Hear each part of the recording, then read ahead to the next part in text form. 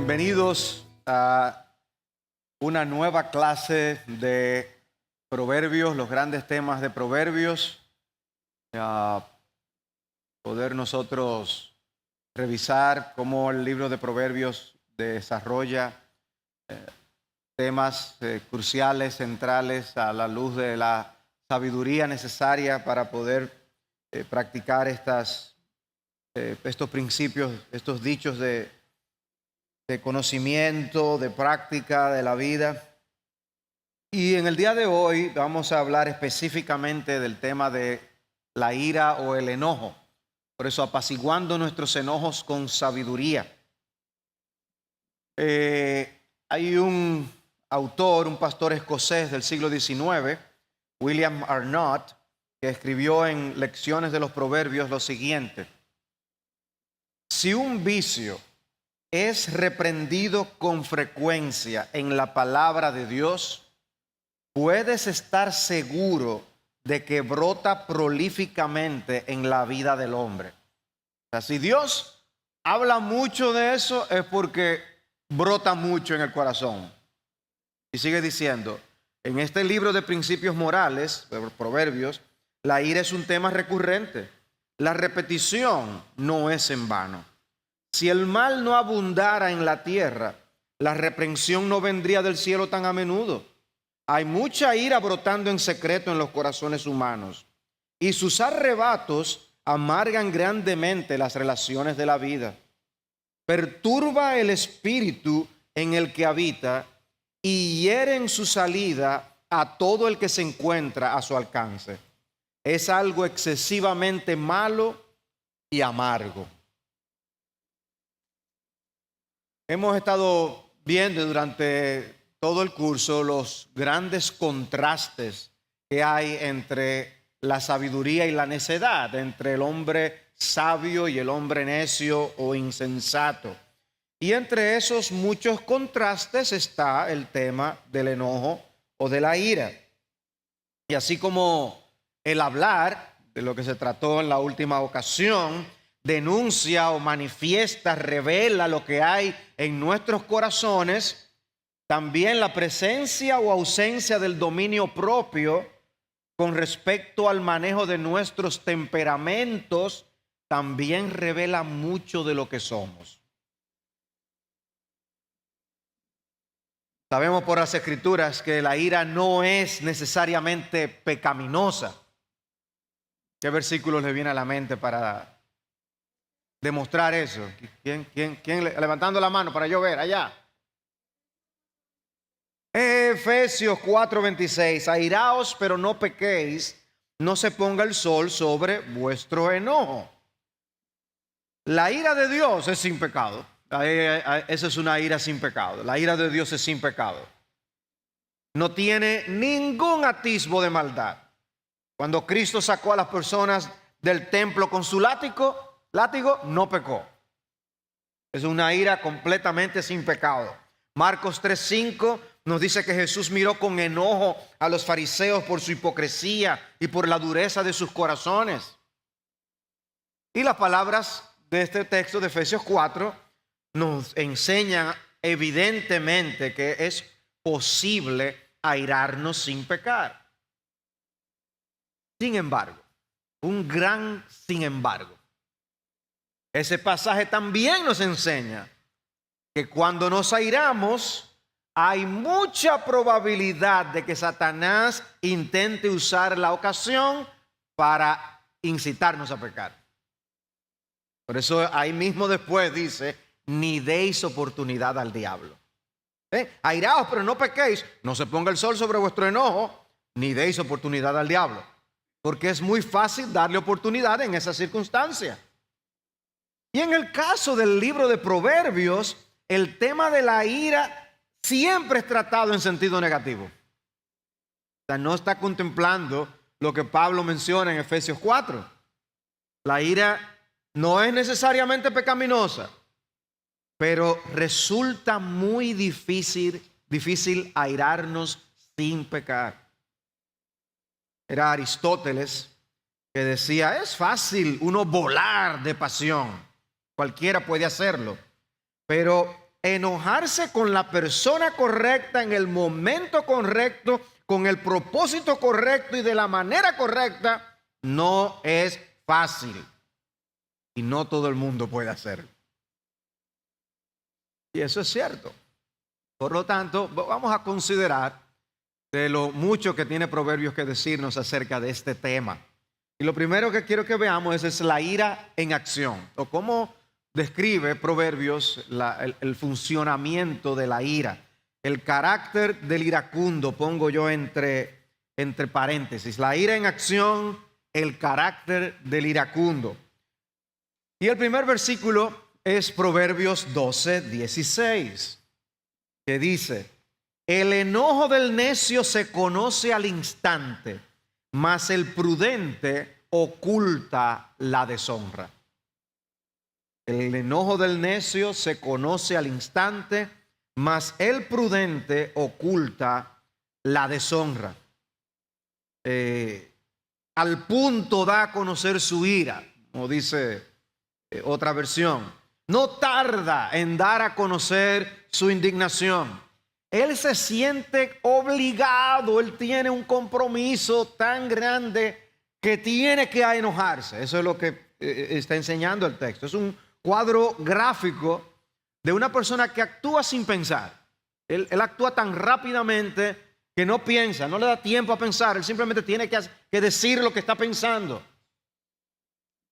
Y revela el nivel emocional que tiene dentro también, con el tono en que dice las cosas y los gestos que utiliza. Es alguien que no puede contar hasta 10 para no dañar la situación. Alguien decía: si tú estás enojado, cuenta hasta 10. Y si estás muy enojado, cuenta hasta 100. Yo creo que algunos tenemos que contar hasta 1000. Pero en su mente, este carácter, ¿no? En su mente todo es secundario a la necesidad de hacer ver a los demás que está enojado. Eso me molestó, yo tengo que decirlo. Yo no estoy en acuerdo. Me molesta eso, me molesta lo que hiciste, me molesta lo que dijiste. Tu estima personal es herida y tiene que hacerlo saber. Y para este individuo mantener las buenas relaciones no es tan importante como revelar un rostro enojado y decir palabras hirientes. Tiene que expresar lo que él está pensando. El lugar, el momento, las circunstancias no importan, como tampoco delante de quién se encuentra. Y esta persona pues se conoce por ser impetuoso y es actuando en base a su necedad. Por eso se describe así, de esa manera, el enojo del necio. Es un necio en la manera como reacciona. Otro proverbio es Proverbios 14:17. Proverbios 14:17 dice: el hombre pronto a la ira obra neciamente, y el hombre de malos designios es aborrecido. Y la voy a leer también, como dice la Reina Valera: el que fácilmente se enoja hará locuras, y el hombre perverso será aborrecido. En el mundo del automovilismo se mide la capacidad de aceleración que tienen los autos, de 0 a 100. ¿Cuánto tiempo toma de llegar de 0 a 100? Ese carro lo hace en tantos segundos y aquel otro en tantos.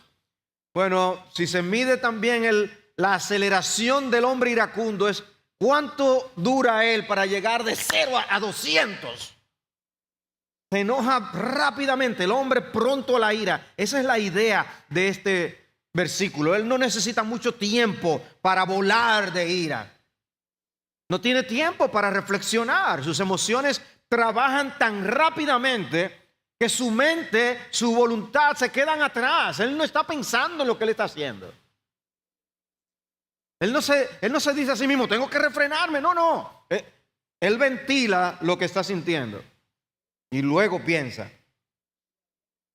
Y hermanos, ¿qué hay en nuestros corazones que nos hace enojarnos cuando alguien hace algo dice algo, ¿qué es lo que hace en nuestros corazones? Aparte del, yo no estoy preguntando, ¿el pecado? No, no es eso lo que estoy preguntando. ¿Qué es lo que hay en nuestros corazones que hace que cuando alguien dice algo, hace que nos enojemos? Tania, orgullo, hay orgullo, ciertamente. ¿Qué más? ¿Alguien levanta la mano? ¿Quién está hablando? ¿El qué? Egoísmo, hay egoísmo también. Necedad, eso revela la necedad que hay en su corazón.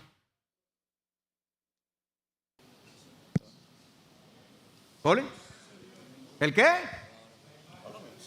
La imagen de Dios. ¿En qué sentido? No, pero aquí estamos hablando de ira pecaminosa. Por eso decíamos que Proverbios solamente trata acerca de la ira pecaminosa. Amargura también. Todo lo que ustedes están diciendo es verdad. ¿Cómo es? Yoísmo. Sí, eso básicamente con el egoísmo tiene ser un primo. Pero ustedes dejaron de decir, ajá.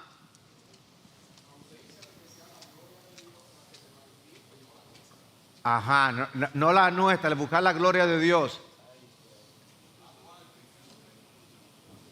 El pecado, sin duda. Pero hermanos, ¿saben qué? Ídolos es la idolatría de nuestro corazón.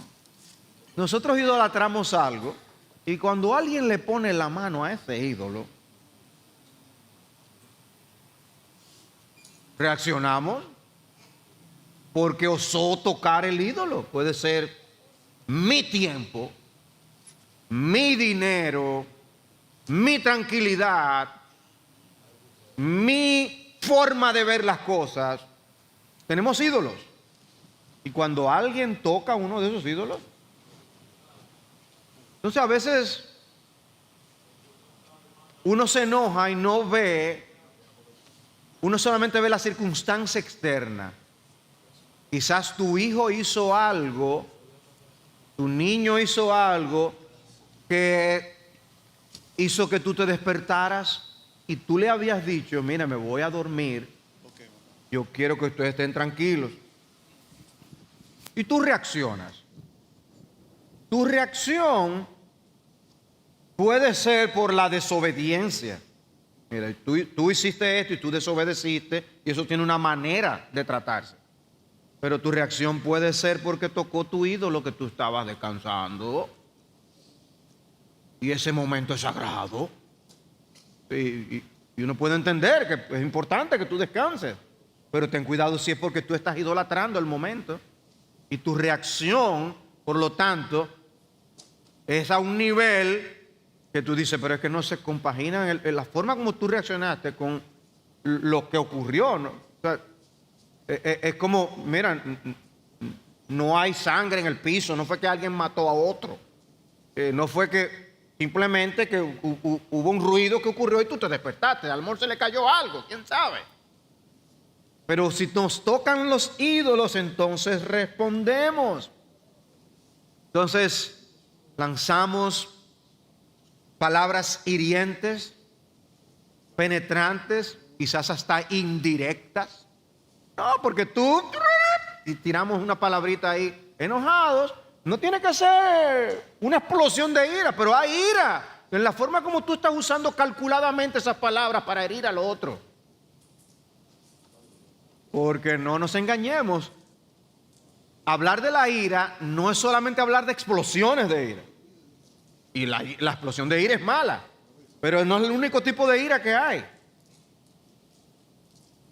Porque hay muchos que airadamente, tranquilitamente han calculado cómo acabar con aquel. ¿Tú has matado a alguna persona? Yo no le he puesto la mano a nadie, nada más le pagué a aquel para que matara al otro. El necio tiene la piel muy sensible y se molesta con facilidad.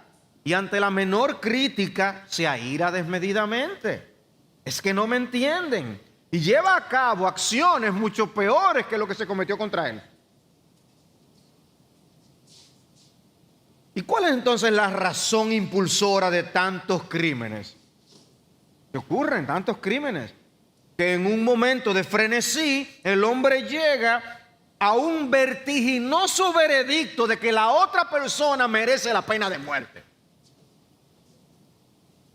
Y por eso se matan la gente por tonterías. ¿Tú me dijiste qué? Nosotros usamos la expresión aquí, nos mentamos la madre. Osan ofender la memoria de mi madre. Y debemos respetar la memoria de nuestros padres, no hay duda. Pero yo veía en estos días la serie, quizás algunos también la han visto, del comeback del equipo de Boston en el 2004, cuando estaba perdiendo y pudo recobrar después de estar 3-0 abajo con los Yankees. Remontaron y ganaron 4 juegos de corrido. Bueno, en esa serie, interesante ver cómo hay esa ética beisbolística de que algo pasa del equipo contrario y al momento siguiente el lanzador le lanza a darle directamente con un lanzamiento de casi 100 millas por hora, no tiene problema, porque le hiciste algo a alguien de mi equipo. Y luego hay pleitos entre ellos, y cuando uno se pone a ver qué fue lo que causó todo, fueron los egos grandes que le llevaron a hacer tal cosa. Y lo ocultan en base a la amistad, es que nos protegemos los unos a los otros. O sea, en serio, por el hecho de que alguien te ofendió a uno de los tuyos, entonces, 3 balazos es lo que se merece el otro. O sea, el veredicto no es como un poco fuerte para lo que está pasando. Pero eso es lo que pasa. Yo estoy usando un ejemplo exagerado, la pena de muerte. Se mata a la gente, pero hay muchas de los pleitos, las discusiones, que es porque llegamos a veredictos que son demasiado fuertes. Y así nos enojamos con otros. Porque tú hiciste tal cosa, porque me picaste los ojos, porque te moviste así, porque... Y la indignación está que revela que es un veredicto, mira, Ruiz Raya. No es el veredicto demasiado fuerte. Y es así que a veces por una tontería hay gente que pierde la vida. Relaciones son destruidas. Hijos que ofenden a los padres, padres que ofenden a los hijos, hermanos entre sí, hermanos en la iglesia, amigos, amistades de años destruidas por tonterías. El rey Nabucodonosor mandó a matar a todos sus sabios porque no le pudieron interpretar el sueño. Una matanza. Por eso es que se dice que la ira es una especie de locura temporal. Es una locura, un estado de locura fugaz. Dice Proverbios 15:18, el hombre irascible suscita riñas, pero el lento para la ira apacigua contiendas. Yo solamente estoy viendo cómo aquí la ira, Proverbios describe la ira, cómo está la ira en acción. Y describe a este hombre como un hombre irascible. Los necios iracundos no pueden controlar su temperamento y Proverbios lo categoriza, los coloca en esta categoría, los identifica como irascibles, furiosos, iracundos, el que rápidamente se enoja. Tiene una categoría. Todos nos enojamos en algún momento y de alguna forma, pero una cosa es enojarnos y otra cosa es pertenecer a la categoría de los iracundos. Proverbios 29:22 dice el hombre airado, así que lo describe. El hombre airado. Eso es otra manera de hablar del iracundo. Tiene una inclinación hacia el descontrol de sus emociones. Actúa primero y piensa después. Habla primero, ofende primero y reflexiona después. Y entonces se da cuenta demasiado tarde de que las cosas no tenían que haber sido así, que pudo haber tomado otro camino.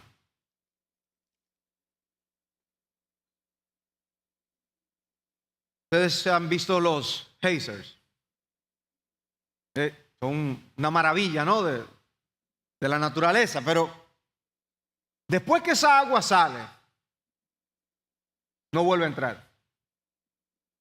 Bueno, la ira es así.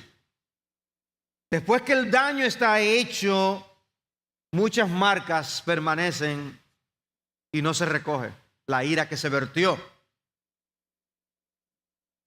Y no es lo mismo tener que sanar a un herido que nunca haber herido a nadie. Y habrá ocasiones múltiples para pedir perdón, pero muchas veces el daño ya habrá sido hecho. Proverbios 14:29, el que tarda en airarse es grande de entendimiento, mas el que es impaciente de espíritu, así lo describe, es que no tiene paciencia. Él no puede esperar, tolerar, no permite que haya un espacio de tiempo que le haga enfriarse.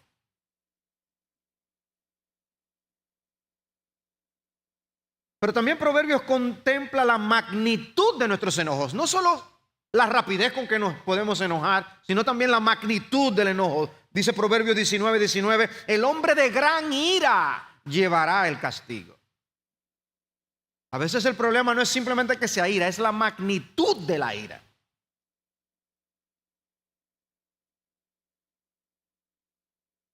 Ahora, no concluyan que porque Proverbios habla del hombre iracundo, del hombre de ira, es que el problema se limita a los hombres. Eso no es lo que está diciendo. De hecho, Proverbios 21:19 dice, mejor es habitar en tierra desierta que con mujer rencillosa y molesta. Y la Nueva Versión Internacional lo traduce, más vale habitar en el desierto que con mujer pendenciera, eso es pleitera, y de mal genio. O sea que todos llevamos. Proverbios 27:15, gotera continua en día de lluvia y mujer rencillosa son semejantes. El que trata de contenerla refrena al viento y recoge aceite con su mano derecha. Déjame ver cuánto aceite yo puedo coger. ¿Están viendo la ilustración? Voy a detener el aire.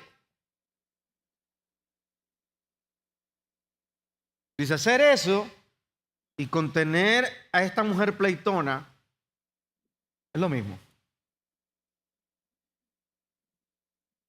No voy a abrir lo que eso significa, pero eso tiene un significado interesante.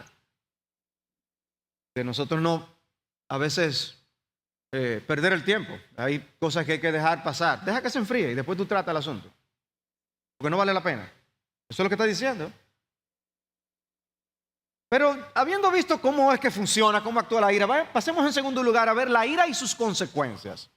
La ira y sus consecuencias, el impacto del iracundo.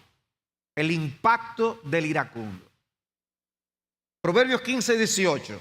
El hombre irascible suscita riñas, pero el lento para la ira apacigua contiendas. Pero levanta contiendas, produce problemas. El sabio resuelve, soluciona. De forma que este proverbio nos dice que el enojo no es una solución a nuestros conflictos. Hay quienes piensan que porque suben la voz más fuerte, así es que van a resolver el problema. Pero no, lo único que hacen es complicarlo. No es por ser rudos que se solucionan los inconvenientes. O sea que de no ser por la ira, muchos pleitos, muchos conflictos no se hubieran levantado. Dice un comentarista, muchos conflictos surgen no por la grandeza de las cosas que separan las partes, sino por los temperamentos que las personas llevan a la confrontación. El problema es el temperamento. Proverbios 29:22, el hombre airado suscita rencillas y el hombre violento abunda en transgresiones. La Reina Valera lo dice, el hombre iracundo levanta contiendas y el furioso muchas veces peca. La palabra que se usa para levantar contiendas aquí en la Biblia se usa en otros contextos, en contextos bélicos, de guerra. Vivir sin pleitos y en armonía es una habilidad de la sabiduría. Muchos conflictos surgen no porque el asunto sea relevante importante, sino porque los temperamentos involucrados no son fáciles. Algunas personas no resisten hablar sin sarcasmo. Siempre tienen que soltar un comentario. Ah, no, porque tú siempre...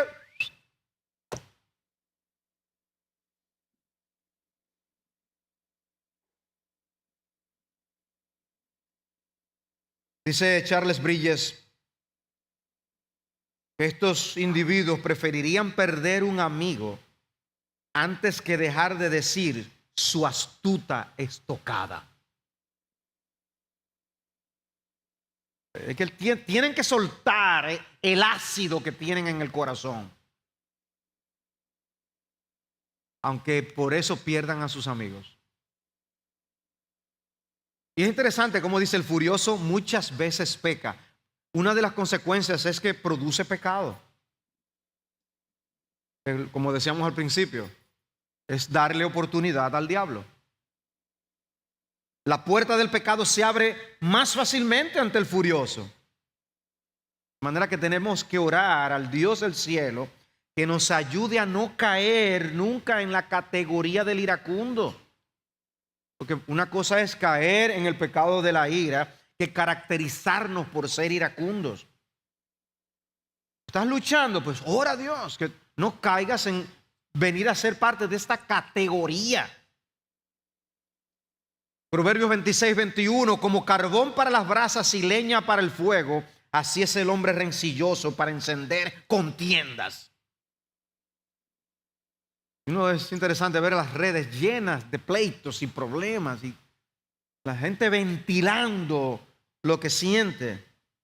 ¿Y qué hay? ¿Qué se produce por tanta locura?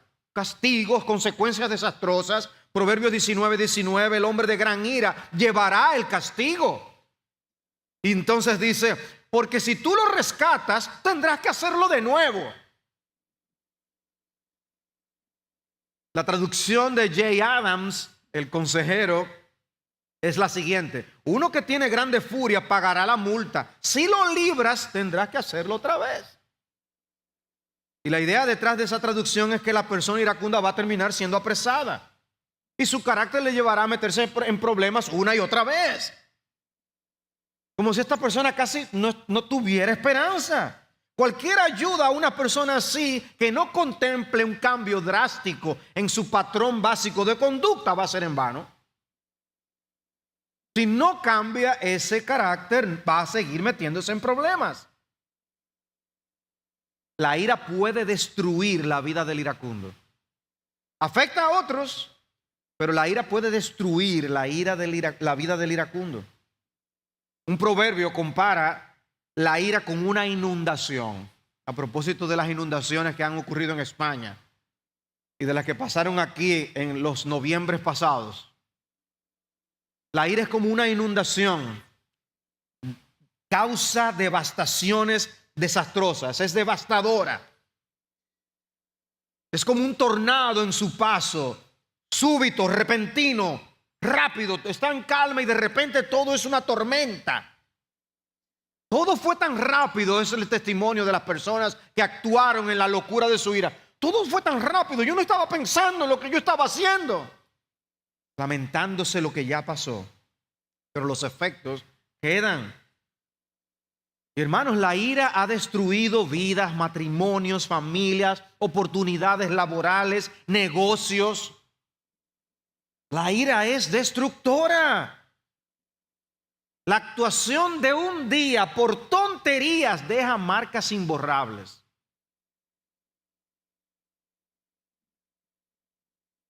Entonces, ¿vale más la causa por la que estoy peleando que las consecuencias que cosecharé por mi enojo?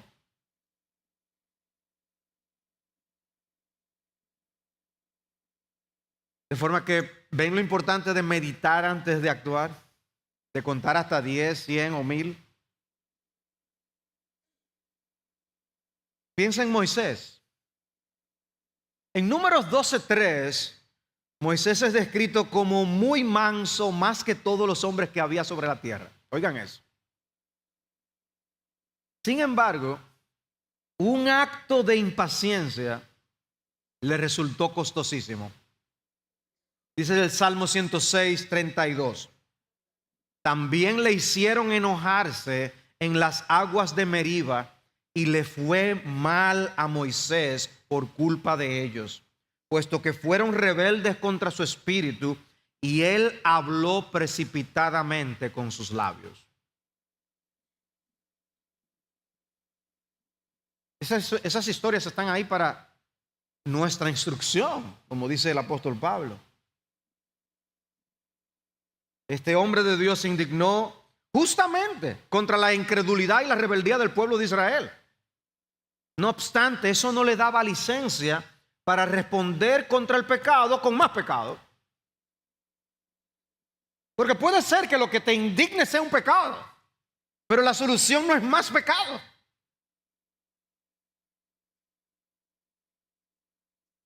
Y Moisés sufrió las consecuencias. Ahora la pregunta es, ¿para qué Proverbios nos comparte las consecuencias de la ira? ¿Cuál es el propósito? Bueno, yo creo que Dios quiere que nosotros podamos hacernos fotografías mentales de a dónde nos puede llevar la ira. Pasan dos conductores, uno choca al otro, el otro, hay de esos que están hoy, un motorista de eso se lleva el espejo, o otro conductor porque quiere pasar, te raya el vehículo. Sabemos cuál es la fotografía final de muchos de esos casos. Personas muertas, desastres, a veces situaciones que han ocurrido delante de niños pequeños. Entonces mira la fotografía y ten cuidado cómo tú actúas. A la larga pasa un desastre y en lo que nos vamos a quedar pensando es total, por una pintura, por un espejo, alguien perdió la vida. Pero es lo que pasa, es la locura del momento. Y la manera para nosotros lograr esa meditación reflexiva que nos controle es practicando el dominio propio. Y eso nos lleva al siguiente encabezado: la ira y el dominio propio. Lo que yo he llamado la domesticación o la domadura del iracundo. La domesticación o domadura del iracundo. Así como Proverbios describe lo peligroso del carácter iracundo, también nos da esperanza. Porque nos dice que la ira es poderosa, pero es gobernable. Se puede. La gracia de Dios puede domesticar nuestros espíritus. Cuando Dios salva a un pecador, el necio es transformado. Recuerden, todos nosotros venimos como necios. Pero la gracia de Dios actúa y transforma necios. Y nos convierte en sabios en diversos niveles. Todavía estamos abandonando simplezas. Pero ya no es lo mismo, ¿ven? Siempre quedan remanentes de necedad, hasta en el más sabio de los creyentes. Pero el dominio de la necedad es quebrantado después de la conversión. Ahora podemos ejercitar el fruto del Espíritu, que incluye el dominio propio y el control de nuestro temperamento. Proverbios 15:18. El hombre irascible suscita riñas, pero el lento para la ira apacigua contiendas. Y ya usa esta expresión, lento para la ira. Recuerdan que el otro es pronto para la ira. Aquí dice lento para la ira. El sabio le baja la velocidad al temperamento.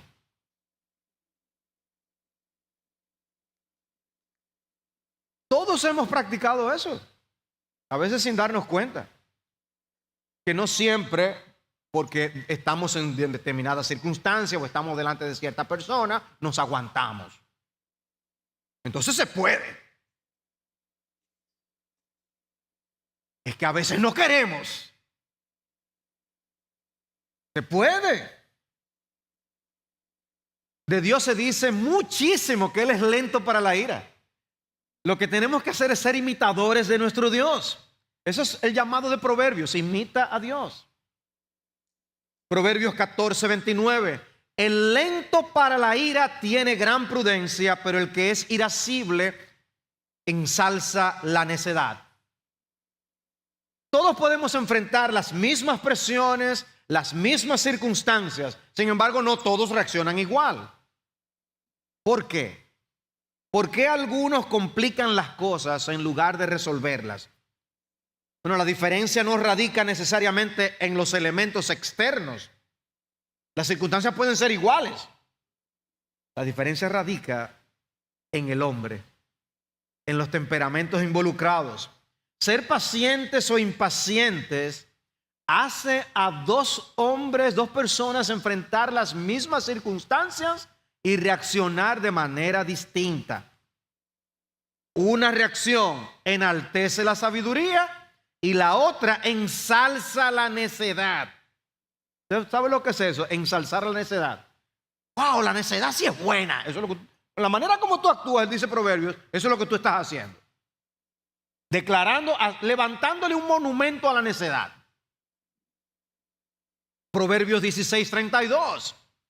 Mejor es el lento para la ira que el poderoso, y el que domina su espíritu que el que toma una ciudad. Al principio de la clase, porque una gran parte de los que están sentados aquí no estaban aquí en ese momento, pero al principio de la clase leíamos una cita de alguien que decía que cuando la Biblia advierte mucho acerca de una cosa es porque domina mucho en el corazón de los hombres. Ustedes se están fijando la cantidad de versículos que hay en Proverbios acerca de este tema.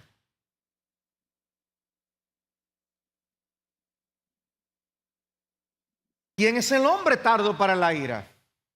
Bueno, es aquel que ha aprendido a reaccionar con relativa indiferencia ante aquellas cosas que afectan aún sus intereses personales. Él nota su espíritu agitado por algo, porque uno empieza a sentirlo adentro. Y él se empieza a comportar con cautela. Estoy pisando un terreno peligroso.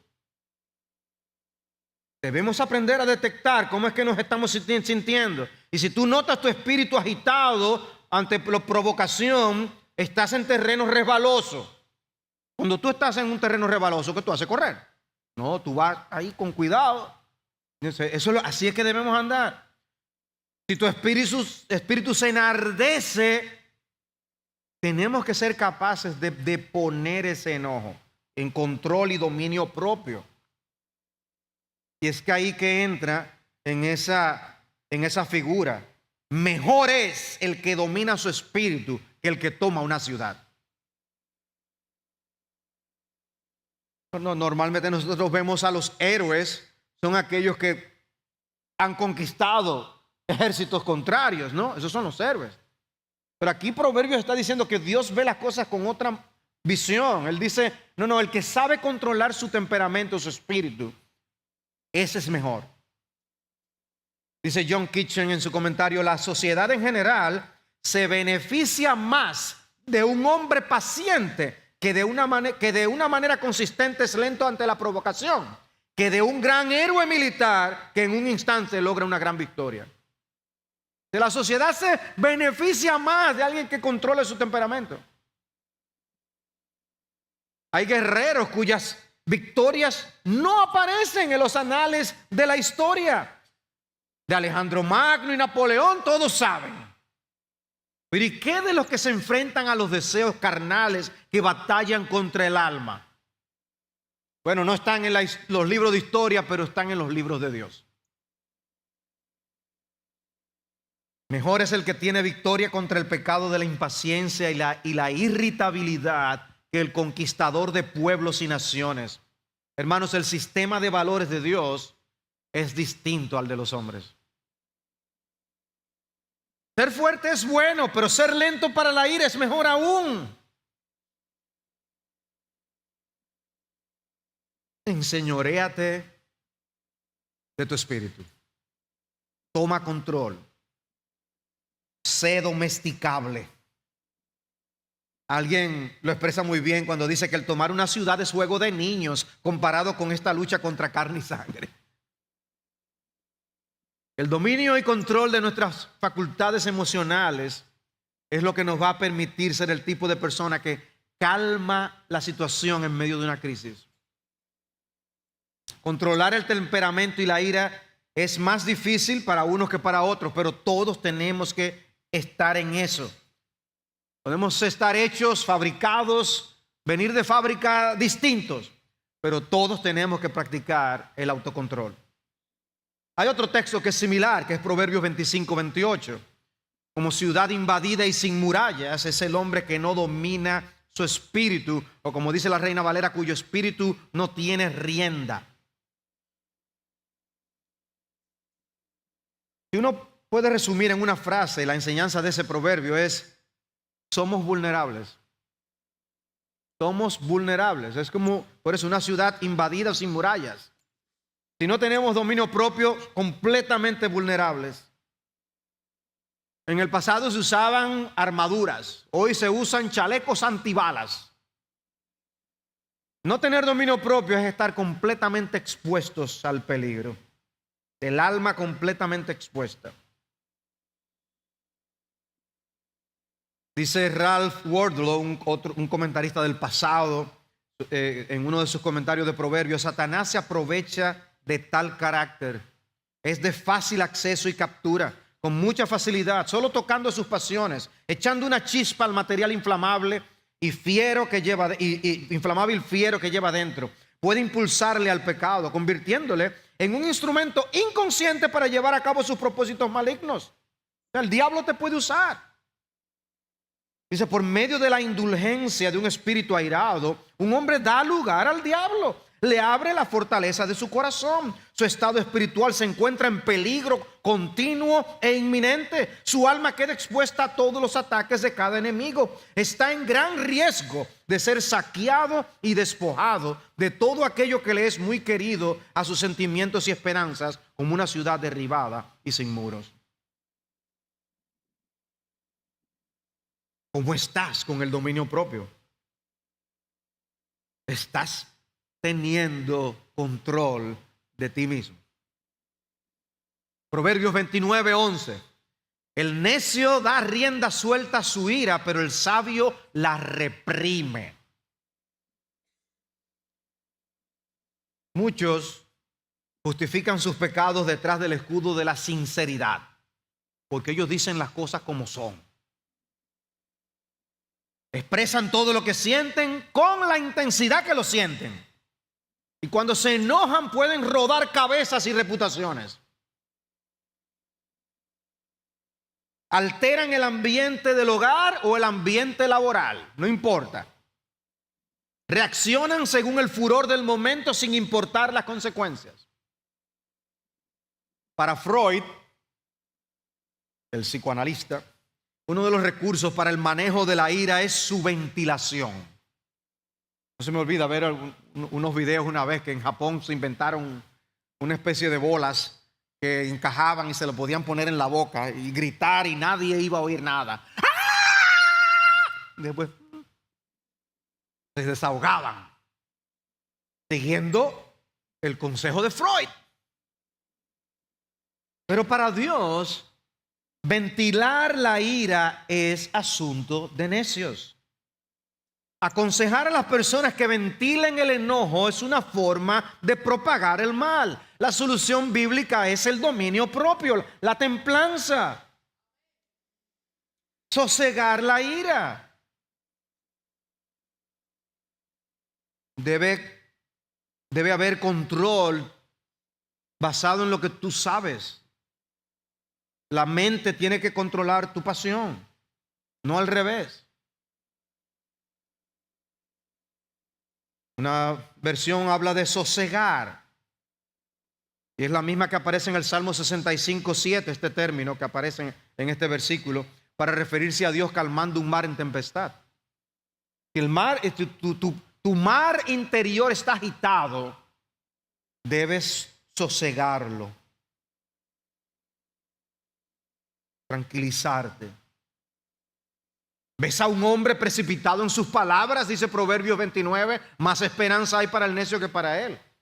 Dominio propio, ¿qué tú vas a decir? Contrólate. No tienes que decir todo lo que piensas.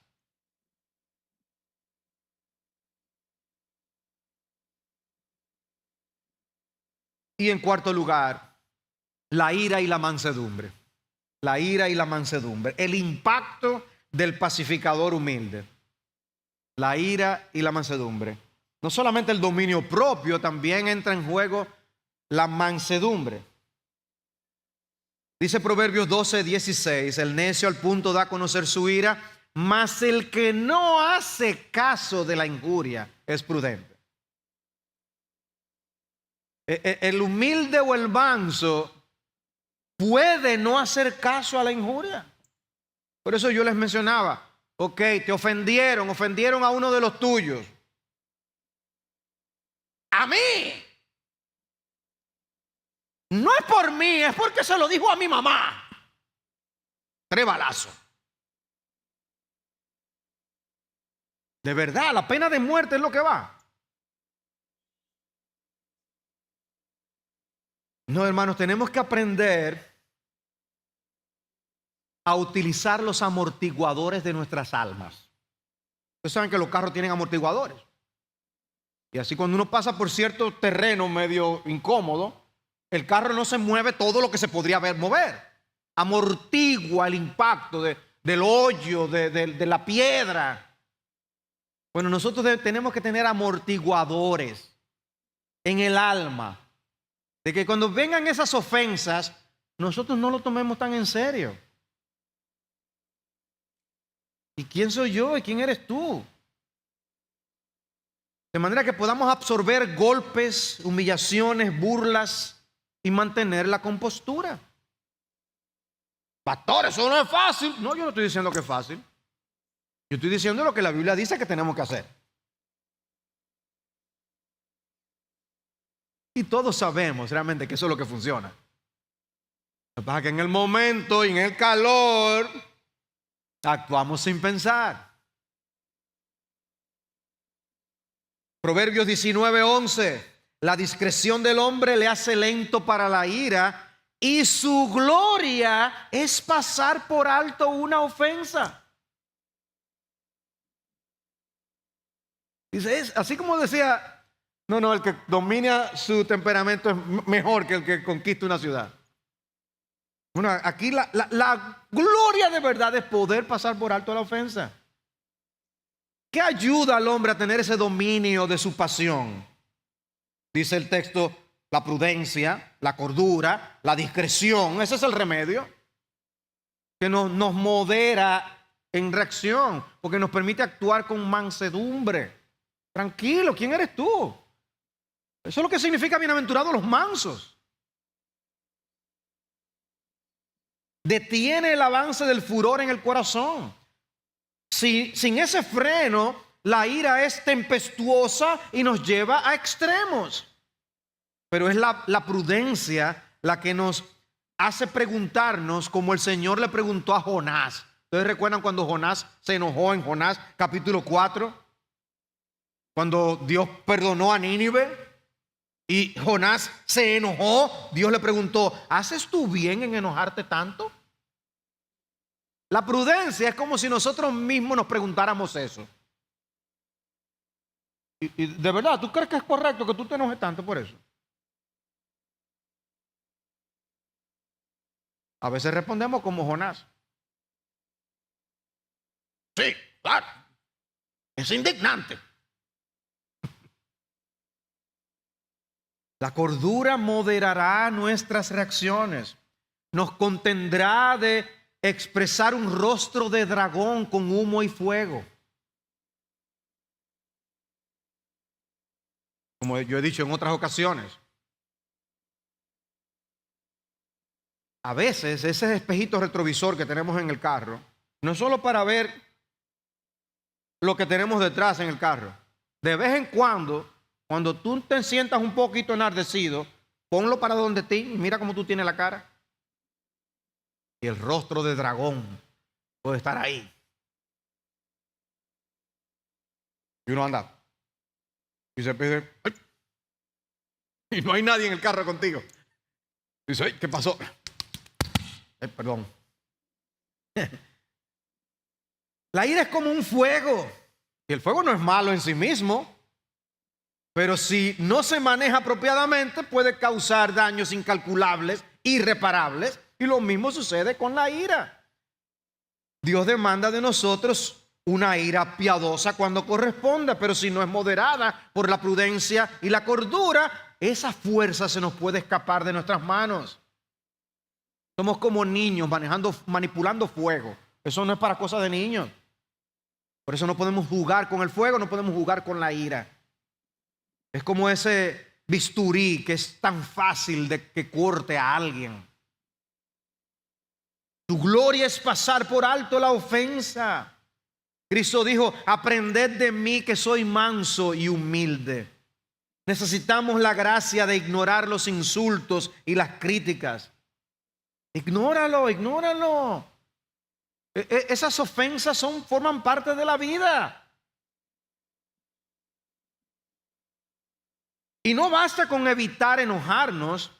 Hay que aprender a pasar por alto conscientemente las ofensas. No lo voy a tomar en cuenta. Y ahí anda el soportarnos los unos a los otros, de lo que habla la Escritura, Colosenses capítulo 3, versículo 13, o de tratarnos con misericordia y compasión los unos a los otros, Efesios 4:32. Otro proverbio, Proverbios 15:1. La suave respuesta aparta el furor, mas la palabra hiriente hace subir la ira. La suave respuesta. Esa suave respuesta viene de un corazón manso. Jay Adams, comentando sobre ese versículo, dice, cuando yo leo ese versículo siempre pienso en tenis de mesa, en ping pong. Si alguien le arroja violentamente una bola de tenis de mesa, usted puede responder en una de dos maneras. Golpearla violentamente de regreso o devolverla suavemente, colocando la raqueta en su camino y dejando que la bola la golpee, retornando así con su propia fuerza. La primera respuesta alejará a su oponente de usted cuando le das con violencia. La segunda le acercará, le da suavecito y la otra persona viene rápido para darle también porque está bien cerca de la mesa. Dice, lo mismo es cierto de la manera en que reaccionamos a la ira. Una respuesta suave apartará la ira. Una respuesta insensata hará subir el furor alejando a los demás de usted. ¿Qué piensa en la imagen del ping pong? La próxima vez. ¿Tú quieres alejar a las personas? Vas a hablar airadamente, pero ¿quieres estar cerca de ellas? Entonces debes moderar tu reacción. ¿Qué queremos lograr con lo que decimos? Si el propósito de lo que vamos a decir es vengarnos, destruir, vencer, entonces el método más efectivo es devolver con la misma moneda que se nos ataca verbalmente. Pero si el propósito es sanar, edificar y darle la gloria a Dios, entonces el camino correcto es responder suavemente. ¿Qué es lo que tú quieres lograr?